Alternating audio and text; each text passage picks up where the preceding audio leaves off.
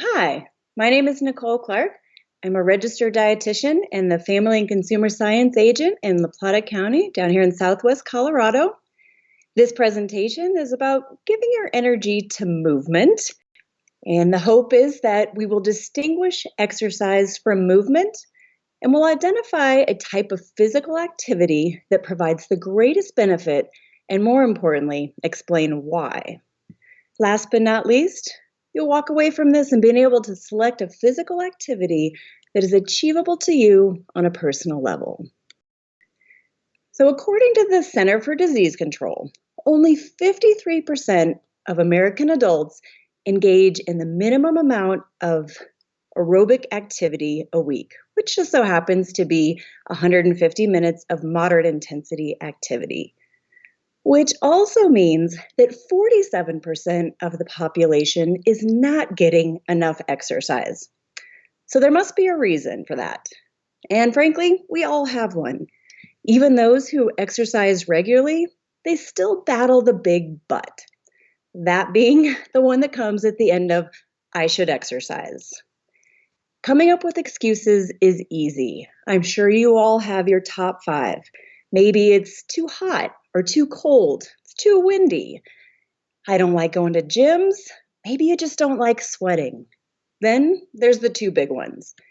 I don't have enough energy to exercise, or I'm just too busy. So rather than perfecting your excuses on why you shouldn't exercise, let's propose an alternative solution. To do this, we need to start by distinguishing exercise from movement. Exercise is simply defined as planned periods of intense activity resulting in an increased heart rate. Now, defining intense is unique to your fitness level, but you know you're exercising when your breath becomes labored, or we also refer to the talk test. In other words, when you're exercising, it should be difficult to talk. Some examples include jogging or hiking, biking, swimming, even dancing. Now, movement is unplanned, unstructured physical activity which happens sporadically throughout the day. It's everything from a stroll to the mailbox, or maybe it's when you get up from your desk and you walk to the copier. This time of year, it could entail a little bit of spring cleaning. While we just distinguish exercise from movement, we recognize that they are different, but they are similar in the fact that they are both considered physical activity. Let's take a deeper dive into the impact of physical activity. We'll start from the perspective of really where we spend our energy. Basic bodily functions, in other words, all those things that just keep you alive, your heart beating, your lungs breathing, that takes about 60% of our energy on a given day. Digestion accounts for 10 to 15%. We also have this other category, which is 25 to 30%. It's a pretty big chunk. Now, just to put this into perspective that might be more relatable, on average, adults need about 2,000 calories in a day, which means for basic functioning, you're using 1,200 calories. Digestion, 200 to 300. The other is 500 to 600 calories potentially. Potentially being the key word here. Because if you've had a very sedentary day, you're not likely to get to that 500 to 600 calories. On the other hand, if you have strategically planned movement throughout the day, and maybe you even throw in 30 minutes of exercise, not only are you likely to hit that 500 to 600 calories, maybe you'll even exceed it.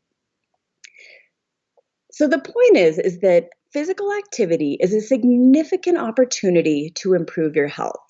And while this may sound directed at weight loss or weight control, which it is, there's a lot of evidence suggesting that physical activity is also important to help you improve your energy, sleep, and mood.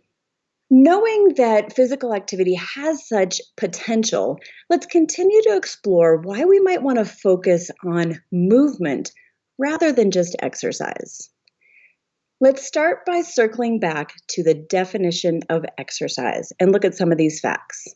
Okay, so if you remember, exercise is planned, short burst of energy.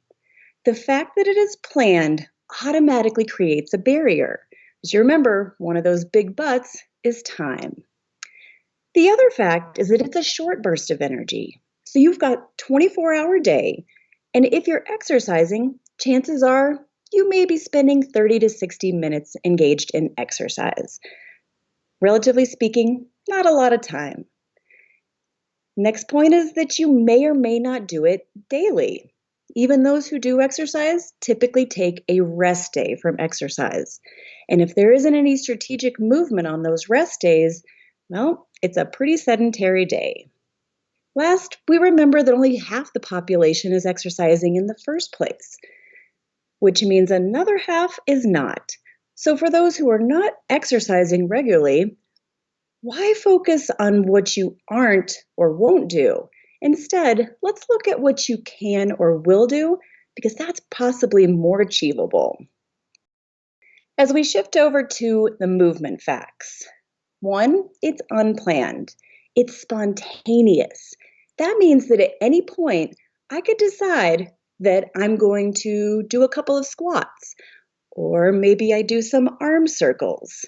I could also engage in some isometric strength training. It doesn't matter if I'm wearing heels or if I have a meeting in 2 minutes.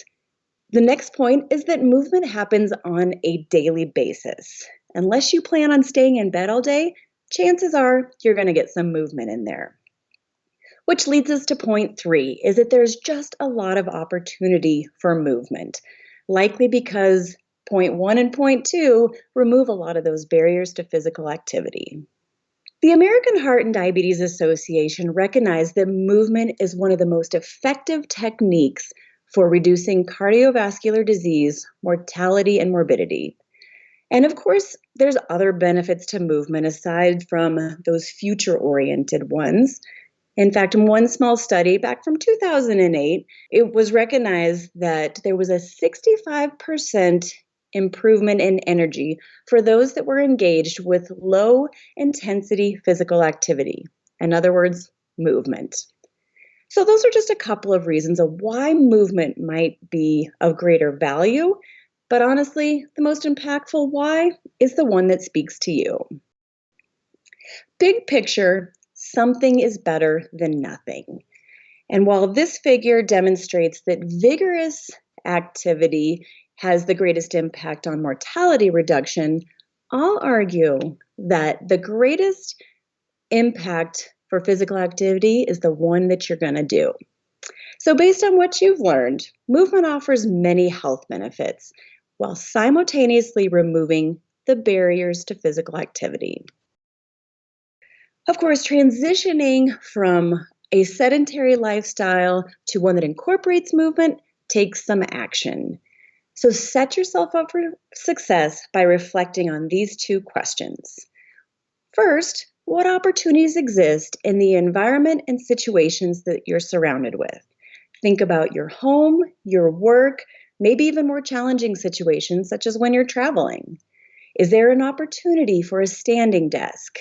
Maybe you could walk to the end of the block.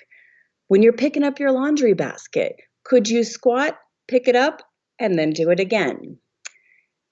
Now, these are all great ideas, but more importantly, how will you remember to do this?